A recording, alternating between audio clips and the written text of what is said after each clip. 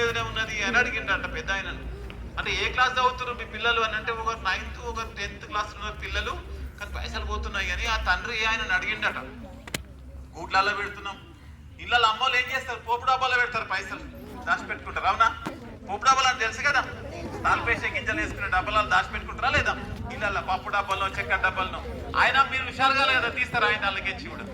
పోయి ఆయన అడిగితే ఏం చెప్పిండంటే ఆయన ఏ క్లాస్ చదువుతారు పిల్లలు అని అంటే 9th 10th అని చెప్పినంట.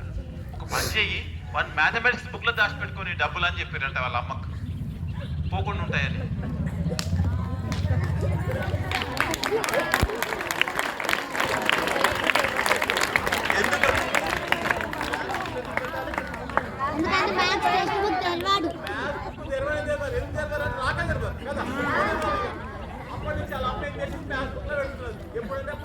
వాళ్ళ అమ్మ తెలుస్తున్నారు బుక్ అని పిల్లలు మాత్రం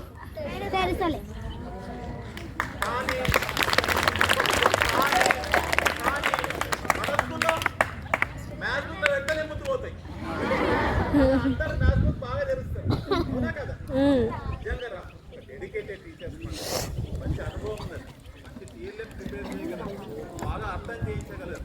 అంతేకాదు మ్యాథ్సేనా, ఏ సబ్జెక్ట్ అయినా డెడికేషన్ ఉండాలి, అనుభవం ఉండాలి, అనుభవం ఉండాలి, చక్కగా నేర్చుకోగలగాలి. అన్ని సబ్జెక్టుల్లో కూడా మ్యాథ్స్ ఉంటుంది. మళ్ళీ ఉంటుందా ఉండదా? ఇంకా డెడికేటెడ్ టీచర్స్, ప్రత్యేకించి టీఎల్ఎంలో మంచి అనుభవం ఉన్నది మన జగదీశ్వర్ టీచర్స్. ఒక 3-4 రోజుల నుంచి కాదు 4 రోజులు ప్రిపేర్ చేస్తూ ఉన్నారు. అంతేకాదు మనం చూస్తాం ఇంటి దగ్గర ఉన్నటువంటి మొత్తం గార్డెన్లో ఉన్న మ్యాథమెటిక్స్ మన స్కూల్కి వచ్చేసి అటు అందిస్తారు. నిజంగా సారు పాటే ఎప్పుడు వస్తుందో ఎప్పుడు పోతుందో తెలియదు సార్కు, కానీ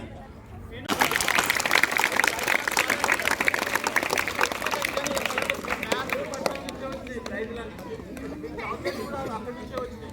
నిజంగా మన దగ్గర ఉన్నటువంటి స్టాఫ్ ఇక్కడ పేరెంట్ ఉన్నాడు, మన శ్రీశైలం ఉన్నాడు, ఆయన పిల్లలు మన దగ్గర ఉన్నారు. నిజంగా మీరు ప్రయత్నం చేస్తే ఏదైనా సాధించగలరు. అవసరమైనటువంటి గైడెన్స్ మన టీచర్ల నుంచి వస్తారాదా? తెలుగు మ్యాథ్స్ గార్డెన్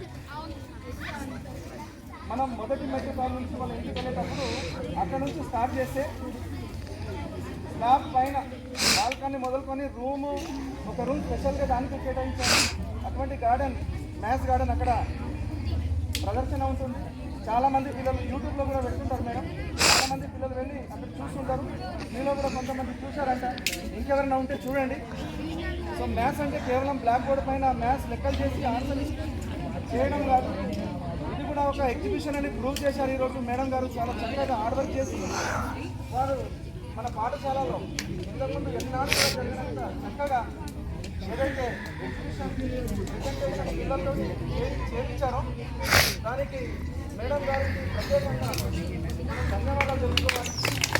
మేడం గారికి ఒక్కసారి గట్టిగా ధన్యవాదాలు తెలుసుకున్నాం.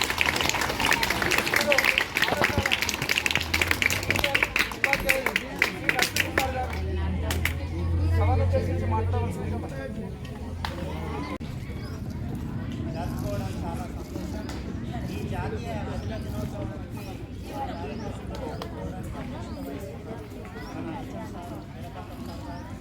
మరియు నాతోటి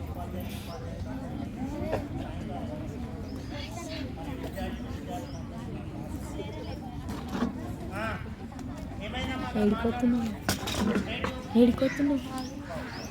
ఎక్కువసేపు ఏం మాట్లాడము, మీరు మాట్లాడేసి మొత్తం ఇంపార్టెన్స్ గణిత దినోత్సవం గురించి మొత్తం చెప్పేసుకున్నాం కాబట్టి మళ్ళీ రిపీట్ చేయవద్దు.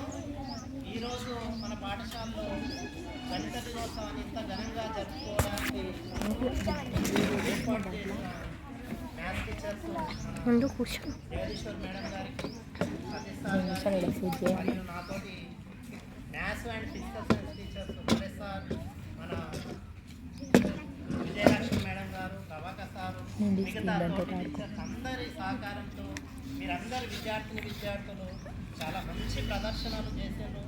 ఆ ప్రదర్శనలను రోజు తిలకిస్తూ వాటిని నిజ జీవితంలో మనం రోజు ఉపయోగిస్తున్నాం. మన ఇంటిలో కానీ, మన స్కూల్లో కానీ, పాఠశాల జీవితంలో, మన ఇంటి దగ్గర, గ్రామంలో, హాస్టల్లో ప్రతి వాడే వస్తువులన్నీ కూడా ఏదో ఒక రూపాన్ని గణితం యొక్క ఆకృతిని కలిగి ఉంటాయి. మరి అదే విషయం గురించి ఏర్పాటు చేసి చాలా చక్కగా ఉన్నాయి. ఒకసారి టీచర్స్ అందరికీ